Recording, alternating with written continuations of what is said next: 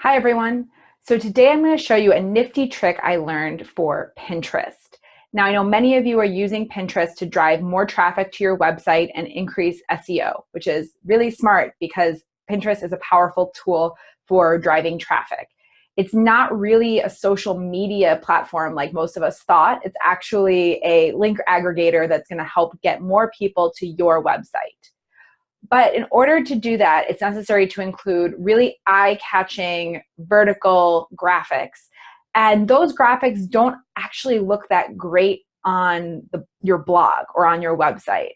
So how do you find the medium between doing what looks good on your website and doing what looks good and works best on Pinterest? So I'm going to show you a nifty trick today that will allow you to include those pinnable images but hide them from anybody else besides the Pinterest users. So let's get started. All right, we are ready to get started. So as I mentioned, vertical images work so much better on Pinterest. They are much easier to see, they are more eye-catching, and they don't get lost in the way that smaller horizontal images do. So if you can see, even though this is a larger image, this little part right here kind of gets lost. This I almost didn't see, right? And this one gets lost. So it's really important that if you're going to utilize Pinterest and drive traffic to your website, you want to use these bigger vertical,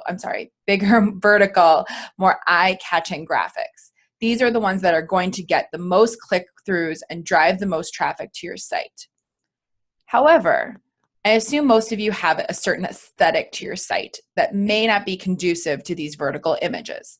For example, if I click on this graphic, she's eye-catching and interesting, I want to know more about her. If I click on that, what's going to come up is this. This is her blog. Now, it seemed a lot more, welcoming and warming, not too overwhelming here. But then when it's on a blog post, it's a lot. You have to do a lot of scrolling before you actually get to the text. And that doesn't work as well. Also, if you're looking on mobile, this is going to basically take up your whole phone. You may even have to scroll through it. So a lot of these vertical images just don't look right on the actual blog post. So how do you balance keeping your blog aesthetic and keeping a streamlined blog, but also using the vertical images that work so well on Pinterest? And the trick I'm going to show you is that you can actually hide the images. They're going to be there in the post. They're just going to be hidden.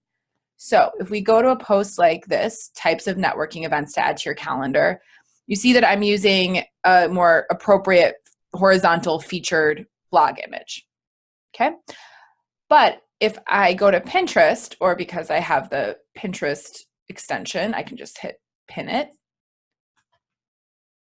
The bigger vertical graphic appears.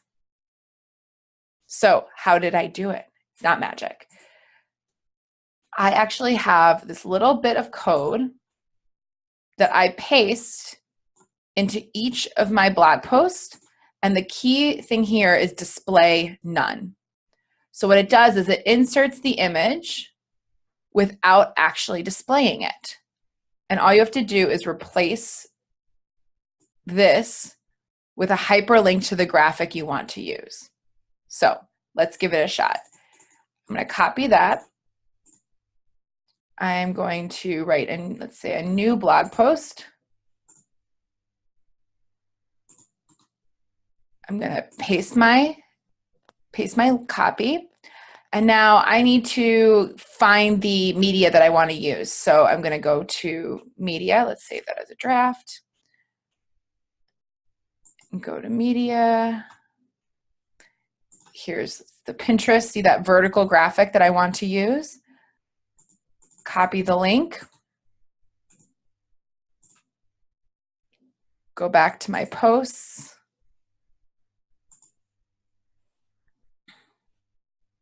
And just insert the link there. Now, if I preview this, it's going to appear that there's nothing on the page because I didn't include any text, see nothing there except my share links. But if I pin it, look what comes up. So now you can have appropriate, on-brand, horizontal featured images for your blog post, but still utilize the vertical posts that perform on Pinterest. So it's really, really simple. It doesn't take that long, and it keeps your blog looking streamlined and professional.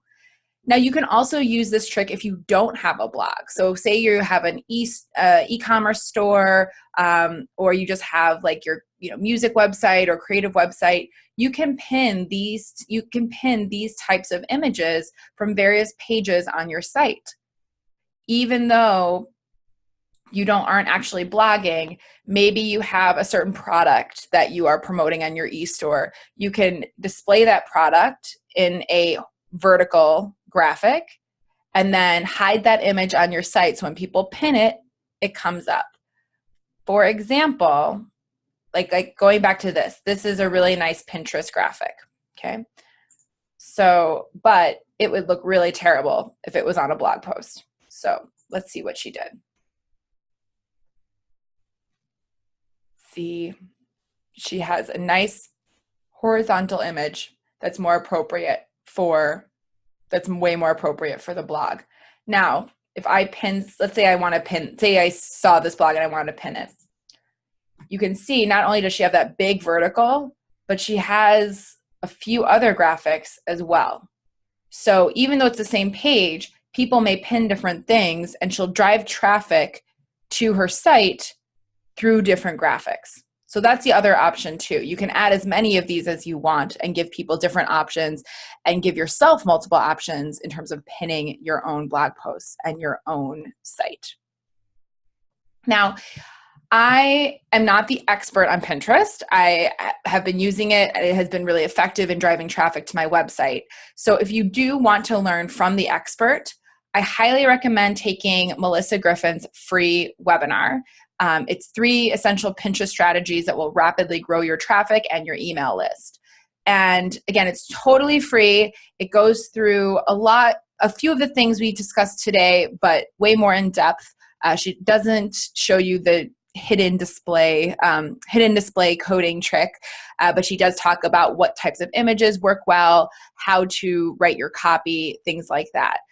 So it's totally free. I really learned a lot from her webinar, and I would recommend that you guys check it out.